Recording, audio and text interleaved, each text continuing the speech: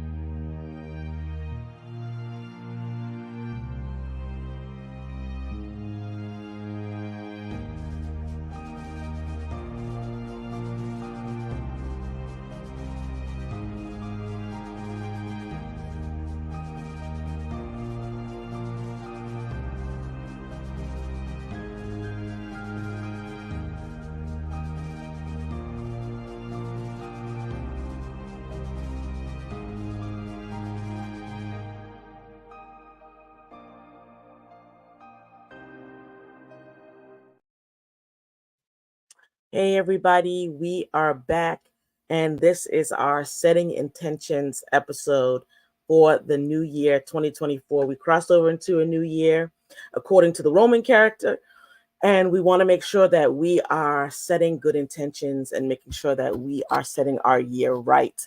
I am going to introduce our two guests. We have two amazing guests who are in the mental health and spiritual world. We have Miss Sonia and Pastor Joseph. Welcome, both of you. Oh, Thank we lost you. Joe.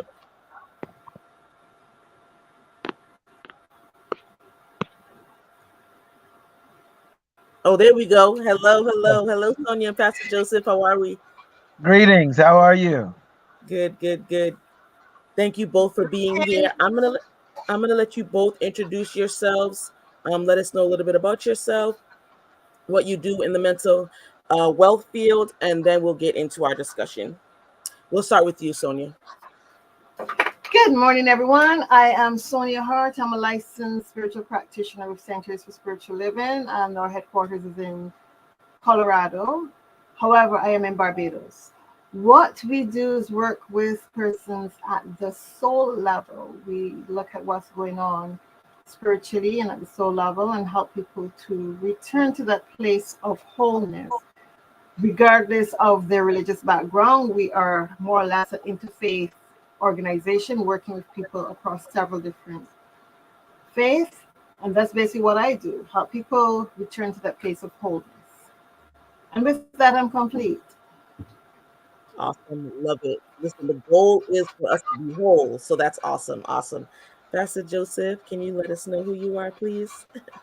Yes, my name is Joseph Graham Jr. I'm the pastor of Road to Damascus, a faith and wellness ministry.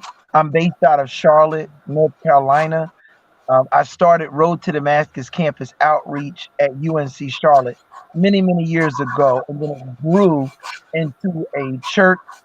And after going through my own personal challenges as someone who had won awards for helping other people to get counseling they needed, preventing suicide on the campus, helping victims of sexual violence. When grief and tragedy and death came to my door, I myself had never been to anybody's counseling. And I discovered a whole new way of understanding and wisdom about mental health at the intersection of faith and mental health. And that led to my journey to not only faith and mental health, but also physical health, behavioral health, and financial health. And so, much like Sonia, I come from a holistic perspective that wellness is a combination of all of those things that are connected to our well-being. Absolutely. And I mean, I thank you both for being here, and it's wonderful, that you both have similar backgrounds. And I think it's important for us to look at how we're starting our new year, not based on physical wealth or like, materialistic things, but we need to focus on setting intentions for our soul, for a deeper part of our being, because those are the things that last. So again, thank you both for being here, and we'll jump right into our conversation. I want, this is more like a discussion, right? So we're talking about and we're helping people set their intentions for the new year by kind of letting people know our process of what we typically do. It's not a New Year's resolution because of, like, from what I've seen, those don't necessarily work, right? A lot of people set New Year's resolutions. I'm going to lose weight. I'm going to save money. Those things don't work because often they're not realistic to what we can do, right? And so I would like to hear from you both on how do you set your intentions for the new year? What do you do? Like, what's your process? And then we'll get into visioning, which I know, Sonia, you really love, and I want to hear, your perspective on that. How do we allow people to make SMART goals? So I work in the education system. We do SMART goals for our students, measurable things that are not too high and too attainable. We want to make sure that you can actually do the goal. So we want to help people who maybe want to get away from the resolutions, but more into the SMART goals that they can actually attain, because it can be detrimental to even your mental health to not accomplish your resolutions. In December, you're like, oh, I wanted to do something. When you don't, it can set you back. So Sonia, I'll start with you. What does it look like for you to set your intentions when you start a new year? I'm going to be honest with you. Even before the new year started, this is what I do: reflect on all the things that happened this past. Look at the things that happened in 2023. What worked, what did not work, and the things that I had planned but never executed. So I look at all those things, and then I set my intention. What is going to be a priority this year for me? And I work from that perspective. So as far as resolutions, well, I don't have resolutions. I just have a continuum of what happened from last year, eliminating the things that were not so positive. It is almost like doing a balance sheet, your counting process. What am I going to carry forward into this year? Sorry. What am I carrying forward, and what am I going to just eliminate off my books? Because some things you don't want to carry. So I'm hoping that this year will be, not hoping, I am knowing for myself that this year is going to be an awesome year, because my intentions are, one, to connect with Source all the time when I'm making key decisions. Go to God when I'm making key decisions. And we'll talk more about this in terms of vigilant. Yeah. But that's the major intention for me, to connect with Source, to connect with God when making decisions for where I am going in this coming year, this year of 2024. That is one. The other thing that I've intended to do is to execute some of the things that I didn't do last year. That, you make the plan, you write up the plan, it's a beautiful plan, but I put up this wall of fear, and it's like, oh, I can't, all the little things to say I can't do because this is not in place. And to, again, allow Spirit to work through me and guide me into executing some of those things which are income generating outside of counseling and working with clients, other income generating avenues. Yeah. I personally am not setting any goals for this year, because they're things I had planned from last year, that I will be working on. So I'm not adding any new goals on top of those. Instead, I'm just going to continue from where I left off. I'm not even where I left off. I'm letting this become a circle of life for me. The new year, I'm looking at it in a very cyclic way. You know, it's not like a flat line where you just drop off and you start again, but rather the continuum. You can think in terms of a wedding band. It's an endless circle. You know, I some love that. elements, some elements might change, but when I look back at my life over the last 30 years, a lot of things that I wanted to accomplish, a lot of ideas that I've had have not changed. They're still pretty much the same. So for me, it is putting those things into a workable plan, which is to do my execution schedule, get the team of people that can assist me, and again, relying on source to guide me and to bring those people into my space so that I can have that team that helps me to execute all those wonderful plans that I have made. Um, and I think that's it in a nutshell. No Yeah. new goals for me this year, just a continuum of the things that I've planned. And as I said, some of these ideas have been around for over 30 years. So for me, it's execution. How do I execute the things that I Yeah. intended? Yeah. I love that. And I love the visualization of the new year being a circle. It's not like, right, you go to the edge and then you drop off, you know. And I like that you mentioned, and I think this can be very helpful to, viewers who are listening now and who will listen, on a rewatch, that it's okay to carry over stuff from last year into this year. We don't have to set a whole new list of goals, that we can carry things over, and that's how we make sure we accomplish things. And it takes the pressure off that, oh my gosh, January 1st is here, I have to set a whole new list of goals. It can be anxiety inducing, it can cause a lot of pressure, and you could just say, I'm not going to do anything. So I love that. The carryover from one year to the next to make sure that everything's getting accomplished. And there's continuity, that the same goals that I had for last year, I don't have to wipe the slate clean. I can just keep going with those goals to make sure they get done. Love that so much. Pastor Joseph, what's your process when you encounter a new year? Yeah, so and thank you for that, Sonia. Um, I think through questions, Mm, and one of the first questions, if there's a series of three questions that I basically follow. The first one is, what experiences did I have in my previous year regarding my purpose? And so I look through what went on in the year that's coming to a close, because a lot of times, for example, we go to networking events, we collect numbers, we exchange information with people, but that might have been in March. By July, you don't really remember what you did with that information. You didn't really maximize on the connection, and next thing you know, you could be going into the new year, and you did not, with things that you gathered, that you're not maximizing or into the new year. So I really like to sit and review, what encounters did I have, what things did I learn, what am I noticing about myself, about my circle, about people around me, what connections were established. That's the first thing. What were my experiences and how do they impact my purpose? mm, So that's reflect and review. The second thing I do is, where do I want to be and what do I want to accomplish by December 2024? And I have it in categories. For example, personally, what level of personal growth regarding my own personal health, regarding time spent with family, mm, regarding um, let's say the fact that I'm an entrepreneur, regarding my business, regarding my children, right?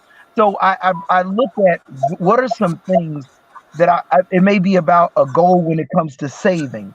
And so I'm real clear in categories where I want to be and what I want to accomplish by December 2024.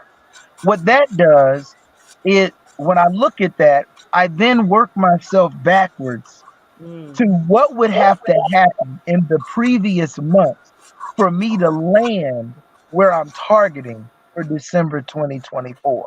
That's When good. I do that, it becomes less daunting because now I have a level, some sense of steps. Well, if I want this to happen in December, it's got to look like this by November. Got to look like this by November. It should be going, this should be happening in October, and so on and so forth. And I work my way up to January. So now I have some steps in mind. And so actually, I dipped into the third plan. The third plan is the design of the plan. The Mm. question is, what are the steps? So the first question is, what experiences did I have in my previous year regarding my purpose? The second is, what do I want to accomplish by December 2024? And three, what are the steps to get there? So Yeah. then, and when I do the steps, I have milestones, I have checkouts, and what's big about, I'm a reward person. I don't work well with the penalization.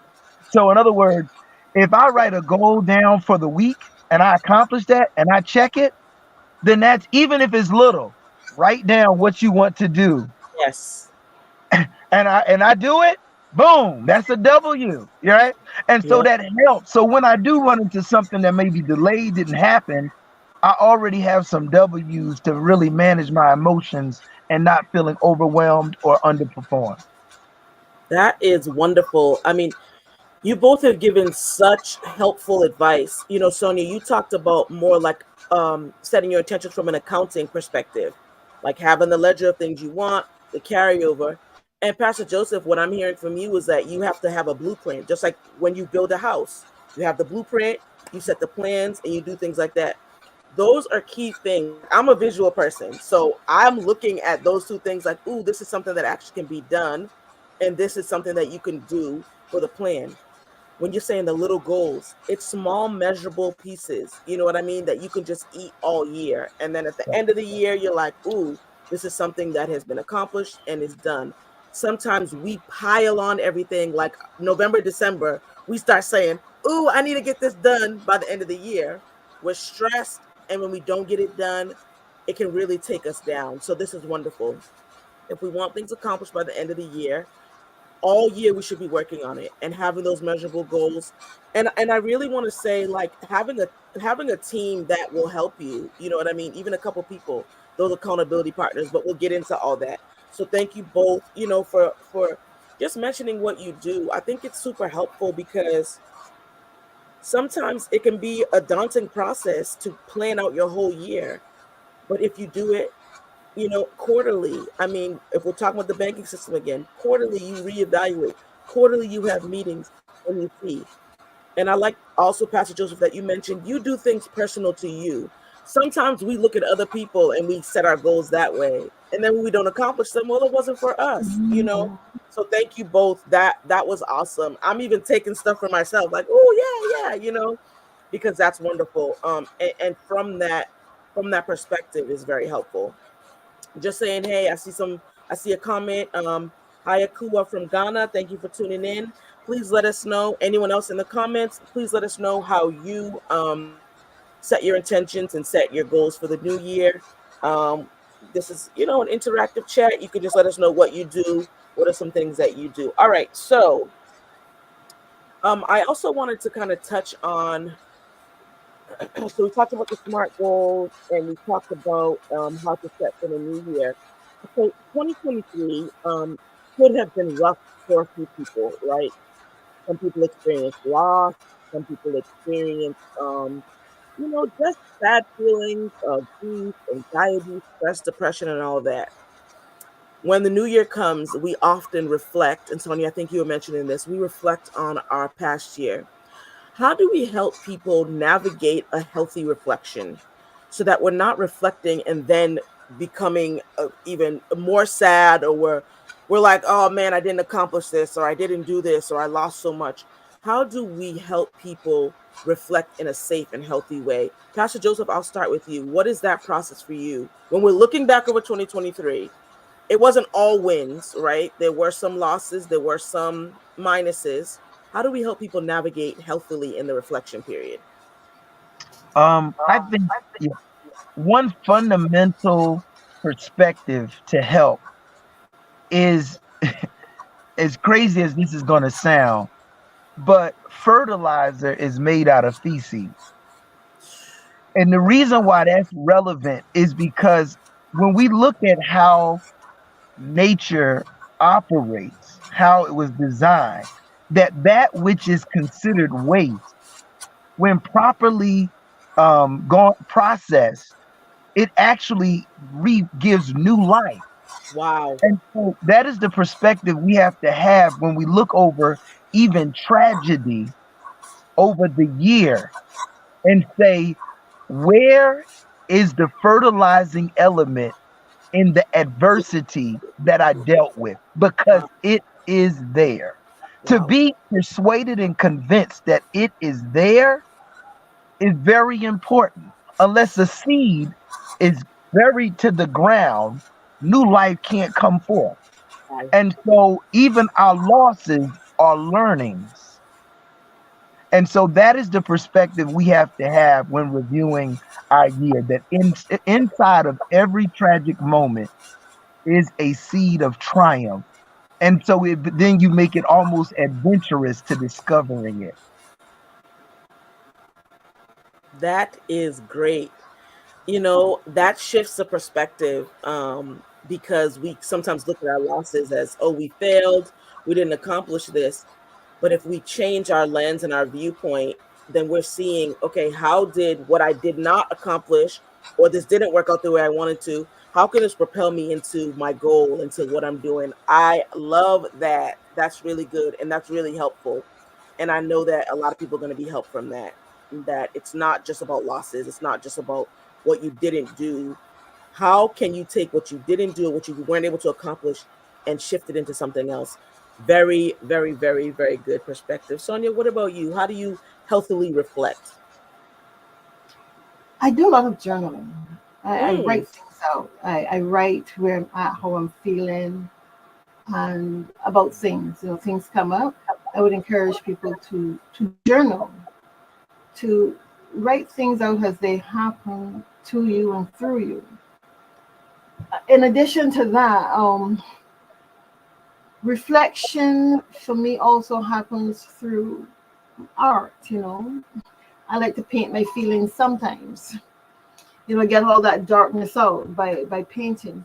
mm, It doesn't necessarily have to be writing a script. It can be anything that allows you to express what happened to you during the year, how you felt, mm, um, talk about your interactions with other people, how they made you feel, what worked, what did not work for you throughout the year. But finding a medium through which you can express what is going on inside of you at a mental and spiritual level, yeah. and putting it down so you can, at a glance say, oh, this didn't work for me. I personally have done some paintings, and when I show them to my daughters, they say, oh, mommy, these are very dark. Because it's abstract. It's what I call intuitive painting. You just place the music in the background and you allow your feelings to come up and you paint based on how you're Mhm. feeling. They say, oh, mommy, this is very dark. And at the time, I was going through some challenges, going through divorce and all those other things that Mm, can put you in a not so pleasant place. So reflecting for me from a healthy perspective has to do with where you're at and doing the thing that makes you feel connected again to source. That makes you feel connected to your higher self, where you can get in there and allow that expression, that creative expression to come out through you. By saying, okay, this is what I experienced, this is how I felt, this is how this made me feel, and this is how the people around me who I shared this story with made me feel. And then analyzing it and taking from it what you want to move forward with. And if you so desire, the things that you didn't like, you can do the burning bowl ceremony, drop them into a burning bowl and say, you know what? I no longer want to have this in my life. Um, Also, I believe in the power of the spoken word and Mhm. naming and claiming and affirming what it is you want. Yeah. Very often we get into that place of looking at what we don't want, and we fertilize that. We continue to fertilize that, with all the negative stuff that we've accumulated, and make more and more of the same. Whereas if you just say, you know what, this is what I want, and this is where I'm going to spend my energy, focusing on what I really want to experience. And I'm going to share with you, because recently I was spending a lot of time saying, I don't want this, I don't want this, and I found that by shifting gears and giving gratitude for what I have that is working for me in this moment, just waking up every day and going through the day giving gratitude, that my attitude changed. I became happier, more contented, and things just started to line up for me to have the experiences that I want to have, rather than focusing on, oh, this isn't what I really, but giving gratitude for what I have and realizing that there's no big miracle and there's no little miracle. It's just a miracle. And being able to give gratitude for that in the moment, just like when someone sends you a check in the mail that you weren't expecting, or, and you see all this drop out, you just go, oh my God, thank you, and just being able to get into that place of gratitude. Yeah. That Yeah. place of gratitude. That's key. That's key. Don't And look at what you don't want. yeah, I mean, it's key. It's another perspective change. Um, I think sometimes we are trained to look at the negative in something, and we look at what we weren't able to accomplish, what we didn't do, what we couldn't handle, all of our loss. I mean, I'm of the belief that, you know, your gratitude sets your altitude and where you are, and if you have a mind and a heart of gratitude, and we see that all throughout scripture, that when you have that gratitude, when you have that grateful heart, then you were really able to shift and move yourself to different places. I love that you mentioned the artistic expression, right? Because we're speaking to a broad spectrum of people who use all different types of supports to get them to mental wellness. I believe journaling is so helpful. And honestly, just the expression of any emotion. Sometimes we suppress our emotions and we push things down and we say, that's a bad feeling and I don't want to feel it. It's not that the feelings go away, they just wait for the opportune time to jump on us. And I always say that feelings are like jealous lovers, that they come at inopportune times if we're not expressing them.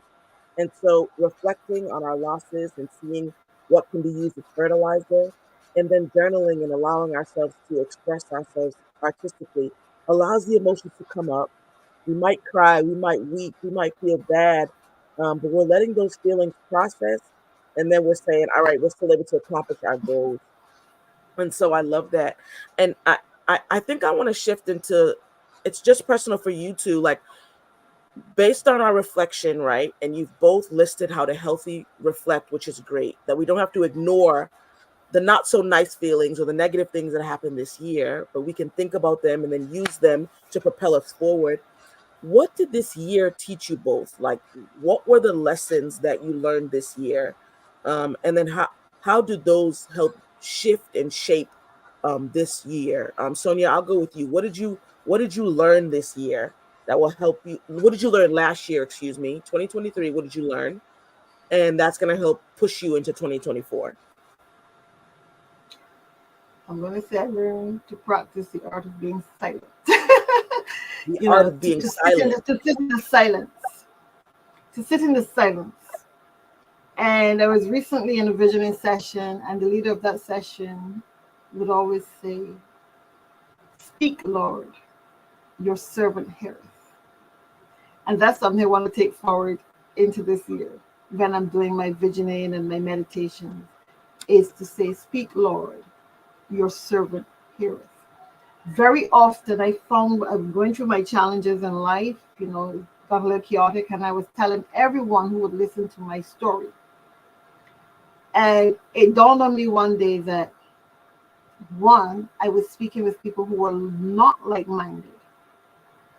And two, every time I tell that story to another person, I'm multiplying the negative effects of that story. Because now I have 10, 20, 30 people telling this story. And as you would have heard me say earlier, our words have so much power. Our thoughts have so much power.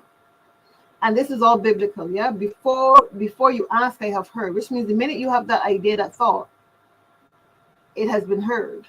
Mm. So when I share all these negative stories about what's going on in my life, that is, I'm working with everyone on the planet. Imagine what that's doing for my life. That's not really healing my life. That's adding more and more, I want to say, cancer cells to my body. Because now I have all these people out there speaking their word into my life from a negative perspective. And that's one of the things I learned from 2023. Be still, be silent, and know that I am God.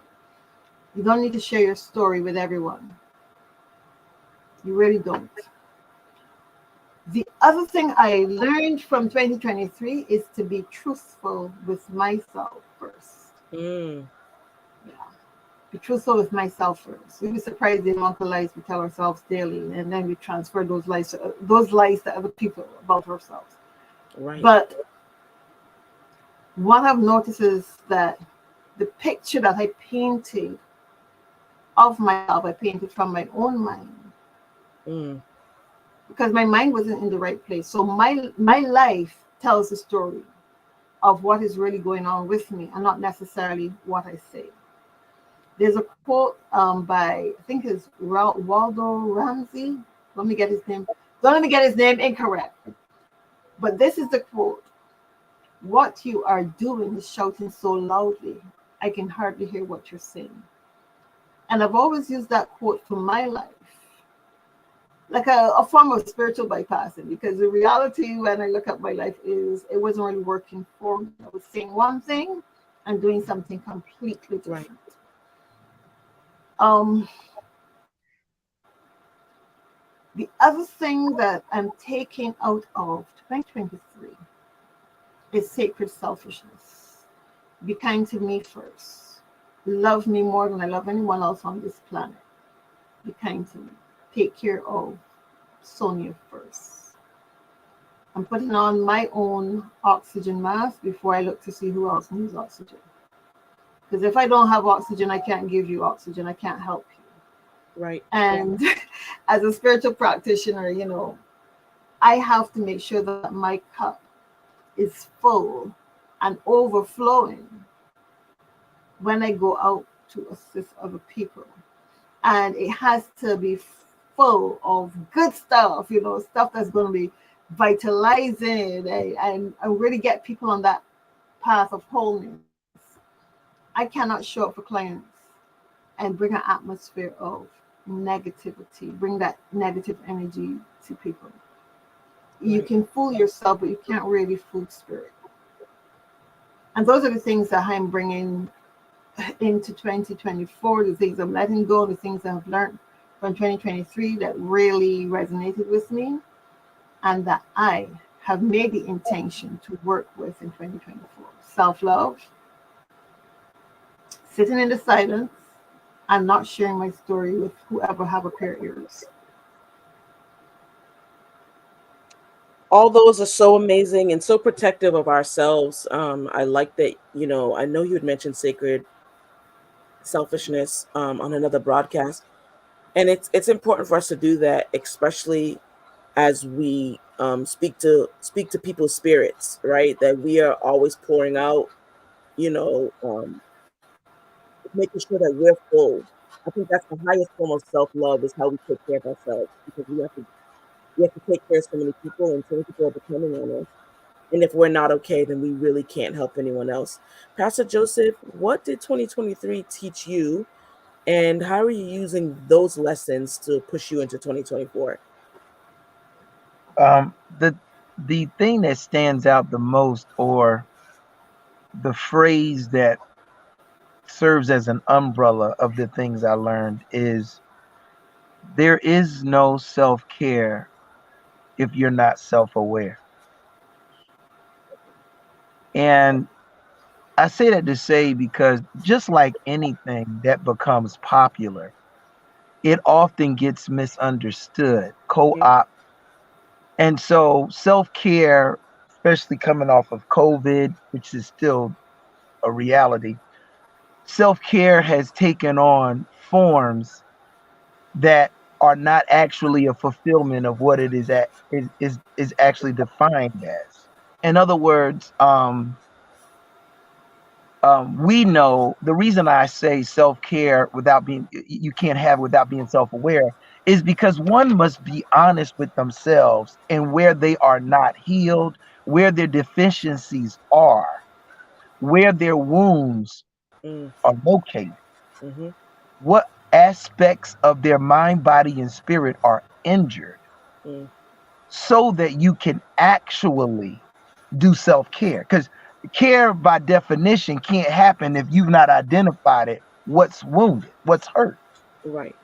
And sometimes what I've learned about being self-aware is our ego works in concert with our lack of healing. This is what I mean. The places where we need healing are places where hurt is. Mm. Our ego oftentimes doesn't want to address certain things. When we don't want to address certain things, we come up with rationale to avoid those things. And one word that comes out of that is blind spots. And I like to say blind spots are not created by things we don't see. Mm. Blind spots are created by our confidence in what we think we know and Wow. think we just like if you're driving a car, it's because I got my rear view mirror on the left, I got the mirror here in the middle and right here. I can turn my head.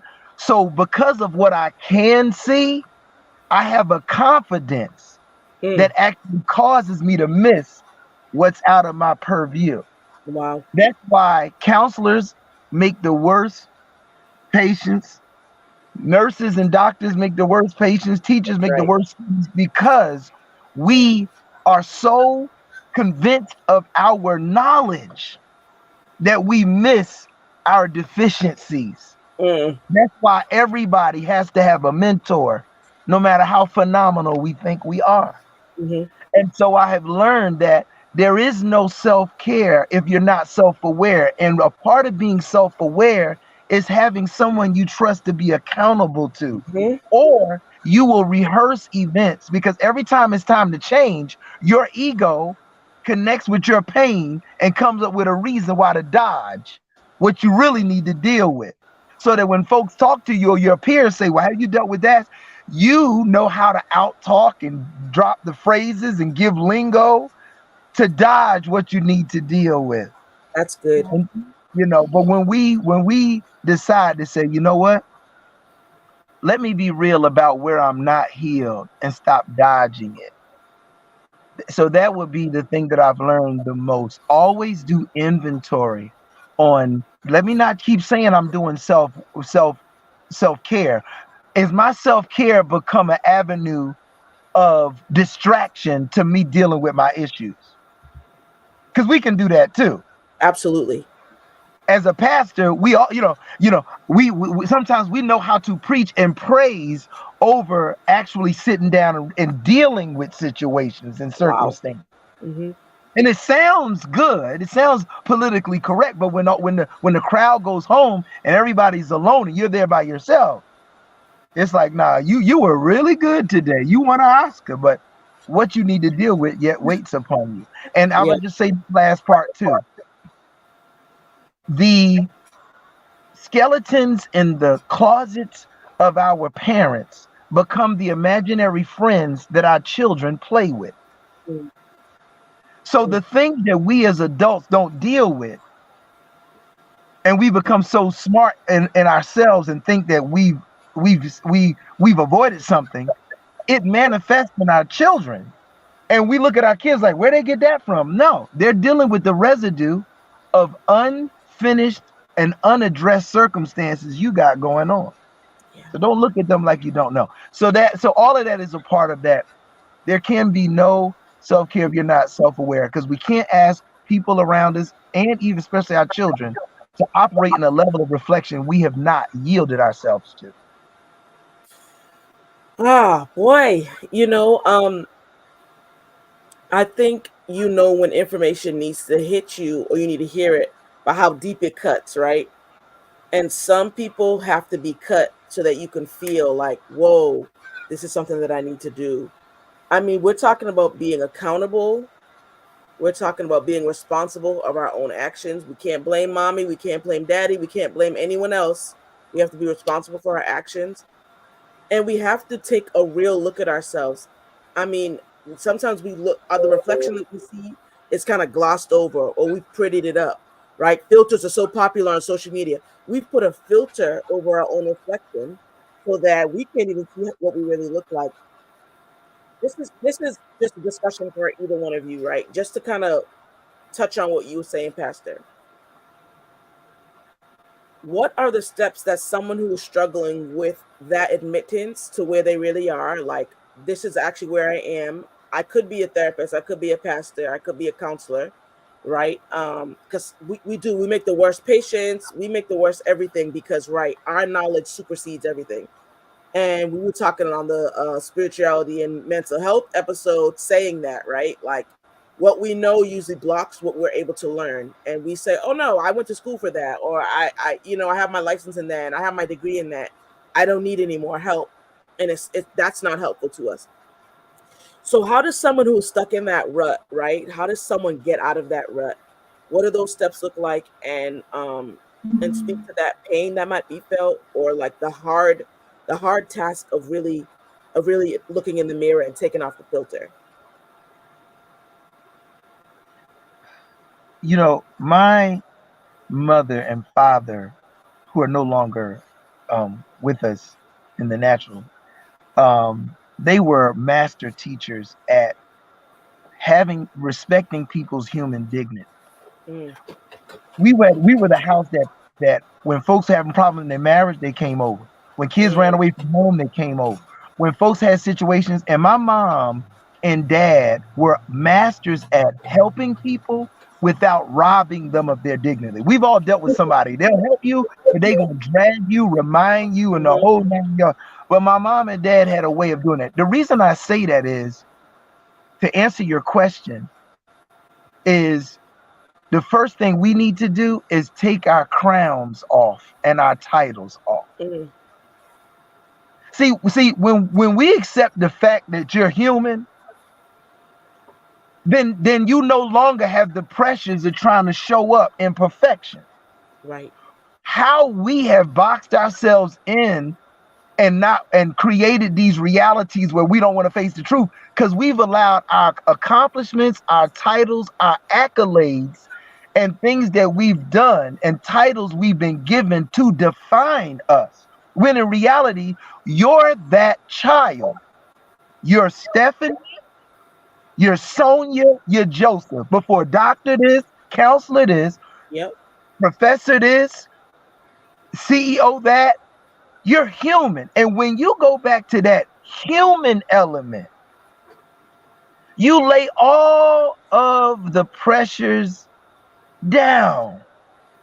And you realize that you are the only one that's been dragging yourself through believing that you've got to show up perfect all the time. No. So the beginning is to lay those titles. I'm human. Nowadays, when people ask who I am, that's why, if you remember, I Joseph. Even for those who follow scripture, when Apostle Paul was first writing, he's like, I'm the chief apostle, this, that, and the third. By the last scriptures he wrote, I'm a chief of sinners. That's right. You realize that even in church spaces, we're apostle this, prophet that, evangelist this, but in the end, the greatest title that you could ever have is that you're a vessel. Mm. You're a cup, which means that a cup is only important to the degree of what's poured in it. And if you know that the things you do in life and the assignments and tasks that you do is based upon the power put within you, you no longer carry this burden of perfection because I am not the source. I'm a conduit of the source. And he's doing it in spite of, not because of. Right. So if I know that, when I mess up in life, when I go through pain, when I go through mistakes, I can free myself Mm. of condemnation and realize I'm a work in progress. Mm. And the progress is reflecting on the things I need to improve upon. And guess what? That's quite all right. Yeah. Yeah. Yeah. And I think when we take some of that guilt or a lot of that guilt off of ourselves and we remove ourselves from that savior complex that we have to save everyone, we have to Yes, do everything right. Right, if we strip ourselves of the titles, and I love that, and I love the reminder of that, right? Because when you get into a church setting, a spiritual setting, and you or an academic setting, you see someone with titles, and you can assign that identity to your title. And without that title, then you don't feel like anything. And so it's important that we strip ourselves down to humanity. Wonderful, wonderful. Um, Now we have talked about spiritual bypassing for a few episodes, right? Where we're saying instead of us focusing on what we're actually going through, we'll gloss it over with some scripture. We'll gloss it over with a nice quote. And as we've said, the work does not get done. So we do want to put up a comment from one of our viewers, Melissa. She mentioned spiritual bypassing, and just kind of jumping in. We won't put it up too quick because Pastor Joseph's face is covered. So you can actually take it down. I'll just read it from here. Yeah. So Melissa, thank you for tuning in. She says that there's a term called spiritual bypassing related to how we will put a scripture or surface level prayer on top of our pain versus doing the actual work of managing our pain, trauma, and past. That is a reality, right? And I think that it is better for those in the field, right? Whatever that field is, to speak to those in the field because we have to get past just glossing over certain things and saying, this sounds good. I mean, it's the blessed and highly favored syndrome. Oh, how are you doing, Sonia? How are you doing, Joseph? Blessed and highly favored. But we're dying on the inside. We're crumbling and decaying on the inside. And so just kind of touching on that subject, what does it look like? Well, you mentioned what does it look like for us to do the real work? I guess I would start asking what's those benefits of moving past spiritual bypassing and saying, I'm going to not do a phrase or say something that sounds amazing to please anyone while I am hurting. Even what does that look like for you, Sonia, when you're speaking to clients and having to really get down to the root? I think it's a good way to start the new year by getting down to the root of things, right? We wipe off all the makeup we put on, right? All the masks we put on, all the facades we put on, but that aren't helpful in our healing journey. And if we're starting a new year and if we're setting a good intention, we cannot do that unless we have a foundation that is honest and pure and that is authentic, because anything else we're building on top of something that's not real. So what has been your experience with that spiritual bypassing, Sonia, and how have you helped people kind of navigate out of that? And how have you navigated out of that? I'm going to start by saying for myself personally, I navigated out of that about looking at life from the place of how did I get to this place, Mm, going back, walking back through life, looking at your experiences, um, and identifying events and experiences that brought on trauma or triggers or something that stops you from really going in the direction that you want to go in, something that's holding you back, that's really blocking you. And I remember recently going all the way back to being in my mother's womb and being able to establish that the experience that my mother had while I was not yet born has affected my life up until this point. I am in my 50s. You understand? Up until this point. yeah. It is being able to go back inside and say, you know what, this event happened. And this was the result. So, in as much as we think that life starts when we exit the body, it does not. We can look back at even the trauma from the historical slavery of the Black people Right. and still see its effect today with a lot of people of my generation and younger, how that Absolutely. has impacted us. So for me, it is being able to take a client back, just get them to go into the silence and make contact with their higher self and ask the questions so that you come away knowing, okay, this is the issue. And making a proper diagnosis, because as I've said earlier, I work primarily with soul trauma, things that happen to the soul. I want to know what's going on at that level. And a lot of people carry things with them that they cannot identify and say, well, I stubbed my toe yesterday, so this is what's causing the bruising here today. Some things are at a subconscious level, and you really have to get in there and work with the subconscious mind to bring it forward to the conscious mind. And in my case, what I do is affirmative prayer with the client. That's what I do, affirmative prayer with the client. That's how we get you back to that place of wholeness, of recognizing that there's only one source, and that source is God. You're made in likeness and image of God, and God is wholeness. So therefore, when you can get a client to change their thinking, to change their perspective, that's where the wholeness happens. Remind them of who they are, basically, so that you don't say, I'm good.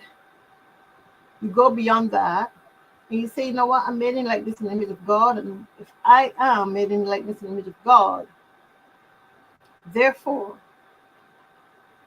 I am good, I'm whole, and the thing that before me is just an appearance. And if you go back to your biblical teachings, you know that Jesus said, when you judge righteously and not by the things that appear before you. And this is the basis of my work.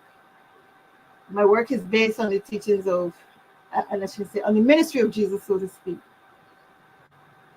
Working from that place of wholeness. You're always whole. Yeah. So you just say to people, there's nothing to be healed, just the truth to be revealed. And that truth is being made in likeness and image of God. There's only wholeness. There's only goodness. There's only those attributes of God that we want to work with. And remind people of that's who you are. And it involves a bit of neuroscience, you start to train the mind to think a particular way, and these things manifest. The thing that you want to see manifests. So therefore, when it comes down to spiritual bypassing, I bypass the fluff and I go straight to source. Yeah. It is about be healed and know that you are healed. It is not a question of if. It's a question of knowing. And that's the basis of my dealing with spiritual bypassing. Finding out what the issue is and just using a spiritual mind treatment to assist in getting you back to that place. And a lot of it comes down to your belief patterns. What do you believe? What do you believe? Yeah. And unfortunately, we have been taught very badly about the scriptures and other, not just from the Christian perspective, but from a lot of other religious perspectives. And it comes down to what Pastor Joseph was saying, the ego gets in the way, and a lot of spiritual leaders want to take credit for what Jesus said, I of myself can do nothing, but it is God within me who does all the work. A lot of us want to take credit and say, look what I did for Stephanie, I helped Stephanie with this. When really and truly, it has been a channel through which you allow the Spirit of God to work. Yeah. Not just, because it can only work through the person who you are helping. And once you can get that person to recognize that they're made in the image and likeness of God, and God is holy, so therefore, as Jesus said, I hope I don't misquote this. I honestly hope when he said to the centurion, go, your servant is healed, without even going, because it is working with the belief pattern of the other person and yourself. I have to have that faith that when I speak my word, it is already done. I'm just reminding myself. So for me, spiritual bypassing is being able to get to the source, going back to the source. What caused this? Yeah. And sometimes I shouldn't even say what caused this, because what caused this is usually the person's thinking about the situation. Mm-hmm. Mm-hmm. So once I can understand that, then I can help a person to move beyond spiritual bypassing, become self-aware. As Pastor Joseph said, once you're self-aware, then healing can begin to happen. Absolutely. Absolutely. And sometimes we could try to be so deep that we end up just shallow. We try to, oh, I'm just gonna over spiritualize this, and it just is not helpful. And I believe this conversation has been so honest, so pure, so authentic, so genuine, so helpful, that we're reducing, like you said, Sonia, all the fluff. That's what you said. We're going down past the titles, past everything. If we want to make sure that our year is good, that we work on ourselves and that we do those measurable goals to make sure at the end of 2024, we're able to accomplish everything that we need and not let our ego get in the way, because self-sabotage is a whole different topic. The things that we do, the sticks that we throw on our own road, and then look around, oh, who tripped me? It was me. It wasn't anything external, it was all internal, right?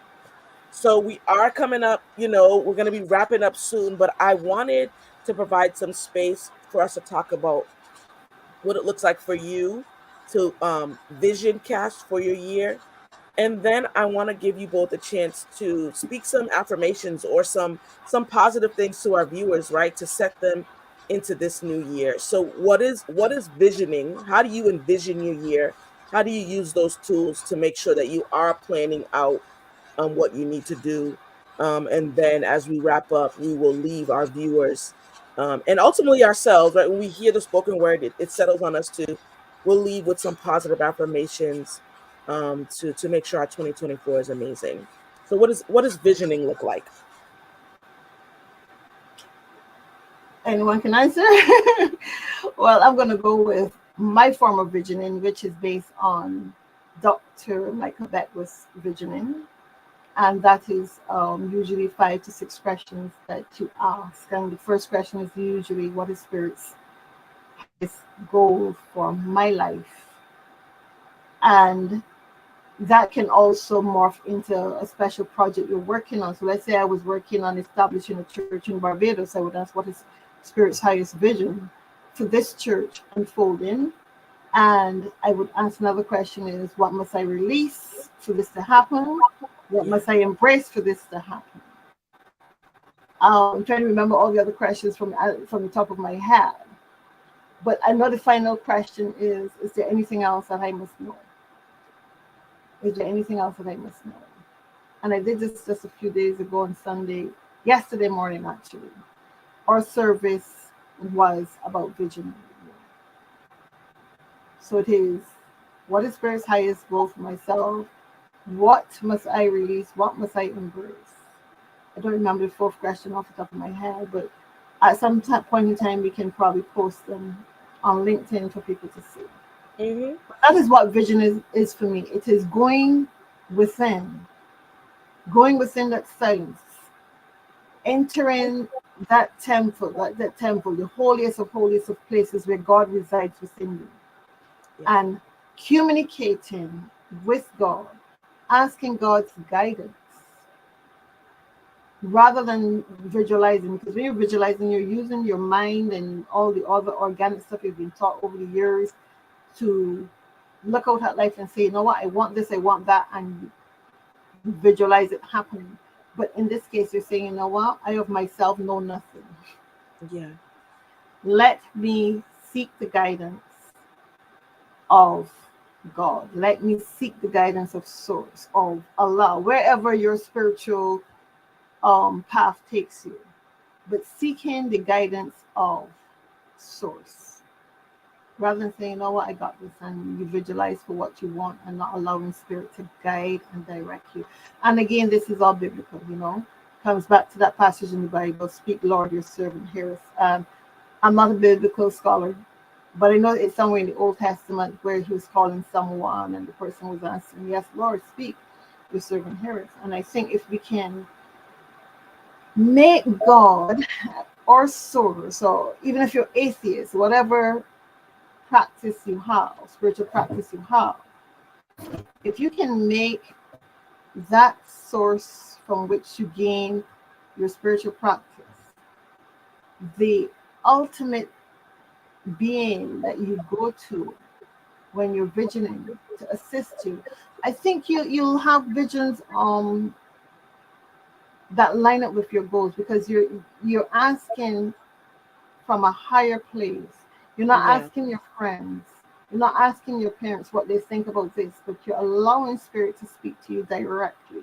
And I think that's important when you're setting your visions, when you're setting your intentions, and when you're making your goals.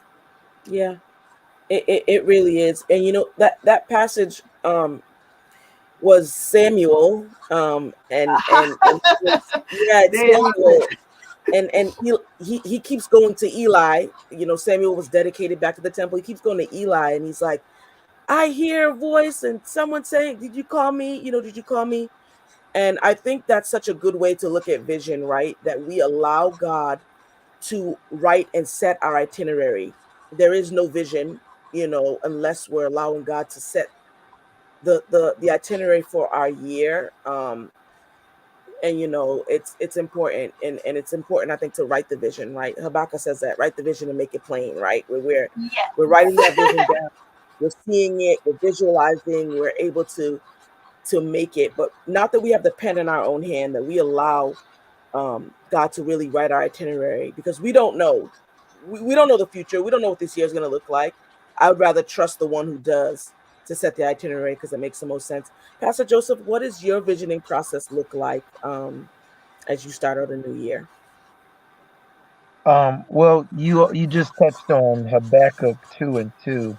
Yeah, Um, so in the scriptures quoted, what was happening in the story is Habakkuk was frustrated with the social, economic, and political state of what was going on in the country at the time. And he was talking to God about, Lord, why are you allowing this to happen? What are you going to do? And God's response to Habakkuk was, write the vision and make it plain upon the tables so that the reader can run with it. And so that is what I tend to look to is, one, all of us have been hardwired with an assignment that God has given us. yeah, A part of us discovering the details of it is that which we are aware of, we need to write down. Our passion is always a clue to what our purpose is. Because your passion is the thing that you would do for free, you feel compelled to address and deal with. hmm, And that passion is God given. So when it says write the vision, you first got to write it down. And then it says write the vision and make it plain, which means you need to make sure it's detailed. And then it needs to have milestones. And then it says so that the reader can run with it, which means that none of us are going to accomplish anything alone. And we already have people designated and Mhm. preordained to support that which we've been called to do. But hmm, they can't be activated until you be disciplined enough to do the first part, and that is to write it, not just write it, but make it plain. And so I tend to review and look over as things are unfolding in my life. And I find that the clearer I get, and some of that clarity comes along the journey. hmm, And like sometimes we go, so we hold ourselves so we build burdens by saying, I need to know exactly where I'm gonna land. I remember growing up being from New Jersey, we used to drive down south to South Carolina and Georgia. And I would tell my mother, I want to go to sleep in New Jersey and wake up in Georgia because I hate being awake the whole time. And my mother said something important, and she continues to minister to me now. She said that it's not just about the destination, but it's about the things that you see and discover along the journey. yeah, Because the reality is the things you witness along the journey is intricately a part of you arriving at your perceived destination. Absolutely. So, yes, we write the vision, but God is going to help us rework and remix the colors, the background. But He first needs you to put something to the canvas because you got to show Him you willing to work. Because Mhm. faith without works is dead. And so for me, it's about believing that God has already ordained my support out there and me moving to it. Last thing I want to say is Dr. Cindy Trim, who started Kingdom University, had the pleasure of graduating from there years ago. And she said a phrase that I use today called, if the context is wrong, the conclusion will always be wrong. Mm. And so we have to notice when we've taken religious text, scripture, or what we think is understanding out of context. Because the reality is the Western world makes us believe that mind, body, and spirit are three separate entities. When in reality, the whole idea of wellness is that they are not three separate entities. They're three aspects of the same thing, That's right. which means that you can't, something that affects your mind is going to affect your spirit, is going to affect your body. The thought that they can be separated is naive at best. And Hmm. so the key to wellness is knowing that these things have to be addressed together and not in a separate understanding. And so that Absolutely. context has to be set. My Absolutely. own journey, I wrote a book called, it's on Amazon. It's called Light Up, a guide for how to balance faith and mental health. Because I discovered two things I was doing: denial and deflection. Mm. When every time I was addressed with a wellness thing I needed to deal with, I either denied it by saying, God done paid it all, Jesus paid it all, or two, deflection. Oh, you don't trust God? As if to go to a mental health counselor or an expert is somehow an act of not trusting God. Mm. Just like you go to a plumber when you got plumbing issues, you go to a dentist when you got teeth issues, Come on. you need to go to a professional when you got social and emotional challenges so that you can get your help. In other Absolutely. words, you got to keep things in the right context. That's my Yeah. process. Well said, Pastor Joseph. Well said. Well Well said. said. And it's things we really need to hear. Um, all right, man, this has been an amazing episode, and one that you can rewatch and really glean all the great nuggets. And so we have come to the end. We've come to the end of this episode, but not the end of the conversation. That this conversation is something we can continue to talk about in our own social circles, around our family, our friends, encouraging those who don't have a vision, who are just excited. I'm just going to ignore it. I'm not going to set my year because I don't want to be disappointed. We're teaching them how to healthily reflect so we can keep moving and keep going forward. What are some affirmations or some words of positivity and encouragement that we want to tell our viewers who are watching now and those who will watch in the past? What do we want to share as we embark on the journey of this new year? Oh, wow. Wow, that's a big one. That's a tall order. But here goes. My affirmation for this year, this is my personal affirmation for this year, is that all is well. Mm. All is well. That's my affirmation for this year. All is well. um, and by that I mean all is well. My All health, is well. my relationships with people, my creative self-expression, my career, the money, all is well in all areas of my life. That's my affirmation. Love it. And when you say it, it really gets things into alignment. And then it allows us to do the work. I think sometimes we'll say an affirmation and then not do the work to make sure that it's happening, right? And we have the faith to believe and we have the action behind that faith to push that forward. All is well, and we're setting ourselves in well places, and we're thinking well thoughts, and we're aligning ourselves with well people. I think that's beautiful. Pastor Joseph, what would that be from you? A positive phrase or encouragement, affirmation, and all that. I would say for me, what I'm learning is God's strength is made perfect in my weakness. Mm, And the reason I say that is when we hear weakness, we feel weak sometimes. The thought of dealing with our weaknesses make us feel weak. yeah. But this when we say God's strength is made perfect in our weakness, that means that even my weaknesses activate God's strength Mm, into my life. mm, In 2024, every time you are bold enough, courageous enough, and self reflective enough to identify your challenged areas, the areas where you need to grow, God's strength is going to show up every time. That's why the battle is to not to avoid it, not deal with it, right. because we think that to look at it, we're going to be horrified and decrease. But the reality is, I want people to know in 2024, every time you look at your weaknesses, God's strength is going to show up in that exact area. Great. Your victory is going to be born out of your vices. Great. And that makes all well, right? We're just doing a mashup, you That's know, right.